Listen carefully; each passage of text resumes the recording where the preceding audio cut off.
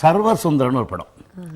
அந்த படத்தில் என்னன்னு கேட்டிங்கன்னா, அந்த படம் வந்து ஷூட்டிங்கெல்லாம் முடிஞ்சு ரீரெக்கார்டிங் நடந்துகிட்ருக்கு. அந்த ரீரெக்கார்டிங் நடந்துட்டுருக்கிற பீரியடில் ஒரு பாட்டு ஒன்று அந்த படத்தில் சேர்க்கணும். இப்போ நம்ம படியேறி வந்த பாருங்க, அந்த மாதிரி கொஞ்சம் கொஞ்சமாக கஷ்டப்பட்டு படியேறி வந்து ஒரு நடிகனுடைய கதை அது.